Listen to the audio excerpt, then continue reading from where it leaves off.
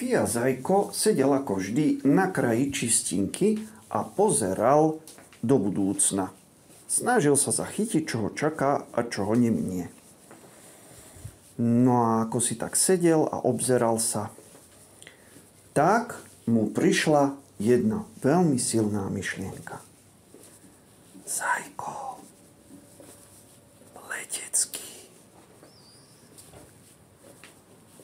No, najskôr sa zháčil a hneď tú myšlienku aj zahnal. Lebo poprvé nevedel, čo je to letecký. A po druhé, no, znelo to tak zvláštne. A tak sa otriasol, dal hlavu do labiek, no a čakal na ďalšie myšlienky. No ale po chvíli mi opäť prišlo taký tichučký hlások. Zajko, letecký. No toto je veľmi zvláštne, pomyslel si Zajko. Tak prišiel na kraj čistinky, obrátil labky smerom k nebu, tak ako to vždycky robil, keď čerpal silu a chcel sa dozvedieť niečo dôležité. No a zrazu mu prišlo toto, vraj letecký. No ale odkiaľ mám vedieť, čo je to letecký?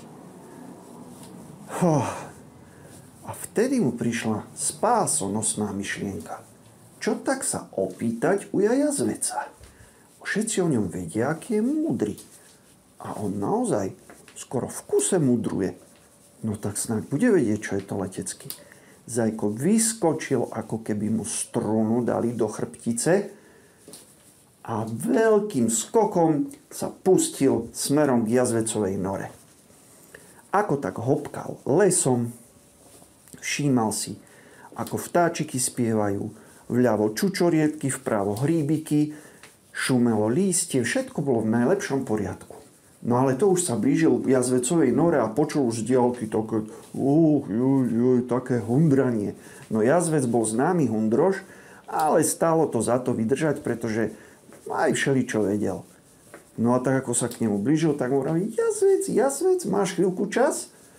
No, ja a čas? No to si ešte nevidel také, že by som ja čas mal. No ale tak už povedz, keď si tu. Jazvec, poraď mi.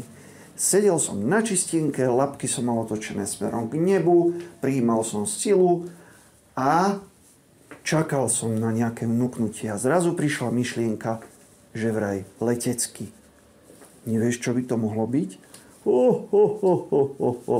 Smial sa jazvec. Letecký? No teda, to by som chcel vidieť. Vieš, čo je to letecký? To je, že nasadneš do lietadla a preletíš veľkú vzdialenosť na jeden šup. Aha, tak toto je letecký. No dobre. No ale kam? No to je dobrá otázka. To by si sa mohol spýtať aj na to, že vlastne kam máš ísť, keď už letecký. No to znelo rozumne, hovorí si Zajko. Už viem ako a ešte sa opýtam, že kam a máme to v kope. Jazvec, ďakujem ti. Tak ja hopkám zase na čistinku. No dobre, ale už sa prosím ťa toľko nevypytuj. Každý sa ma len vypytuje a ja nemám vôbec čas. A jeho hlas takto pomaly zanikal v diaľke, ako Zajko hopkal späť na čistinku. Tam svietilo slniečko, našiel si zase taký svoj obľúbený pníček, otočil labky smerom k nebu, zavrel oči, upokojil sa, zastrihal dvakrát uškami a čo nevidieť, čo nepočuť, čo myslíte, čo sa stalo? No, ozval sa opäť ten tichý hlások. Do Rumunska. Zajko opäť pocítil tú silnú pružinu v chrbtici a tá ho priam vymrštila. Aj keď, no, samozrejme nevedel, nemal ani potuchy, čo je to Rumunsko. Ale však sa môže opýtať zase u jazveca. A Fia velikánskymi skokmi pálil smerom k jazvecovej nore. A pre istotu už kričal keď bol na dohľad, ujo jazvec, už mám ďalšiu otázku. Och, Zajko, no to si mi teda dal oddychnúť, však si tu bol pred chvíľou. Ale ujo jazvec, no tak mi povedzte ešte, že čo je to, že do Rumunska. No teda, to si vybral. To je dosť ďaleko. No ale tak letecky sa tam dá vybrať. No tak dobre, pozri. Rumunsko, to je hen tým smerom. Rozumieš? Aha, no dobre. Dobre, no ale ako sa tam dostanem? No pozri sa, to musíš ísť najprv na letisko.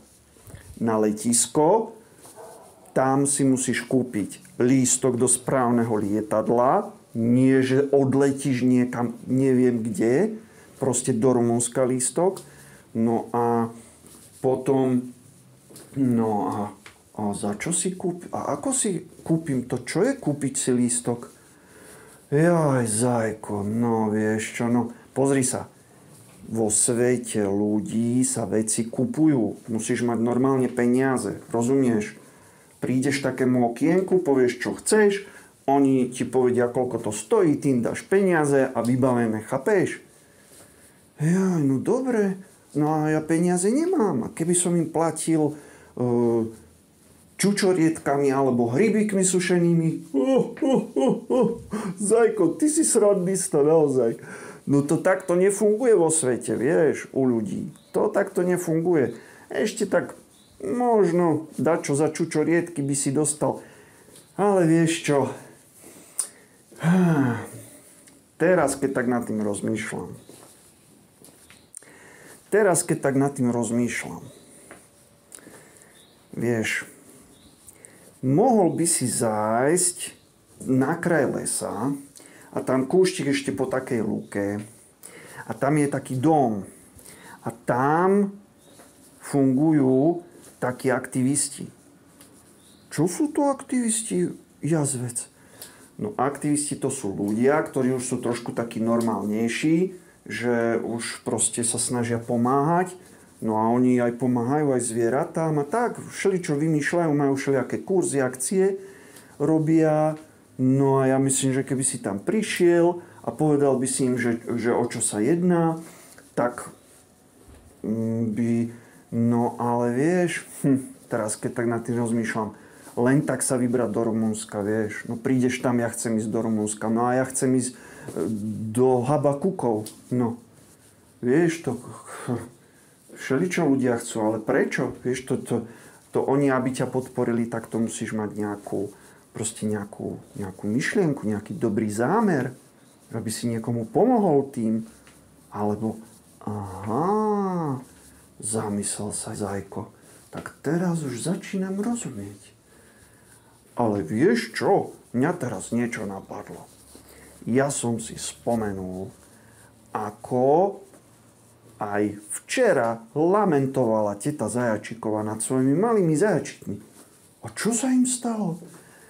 No vieš, malé zajačiky nedajú si povedať, napchávajú sa čokoládou, pomedzi to pozerajú na YouTube jednu rozprávku cez druhú, proste veľa. No a tak potom samozrejme sú rozjašení, necítia sa dobre, vystrájajú, nevedia sa upokojiť, teta Zajačíková je z toho tiež potom na nervy. No proste takto to ďalej ísť nemôže. No dobre, no tak môžeme pomôcť nejako tete Zajačíkovej. Však mohol si povedať hneď, že potrebuje pomoc.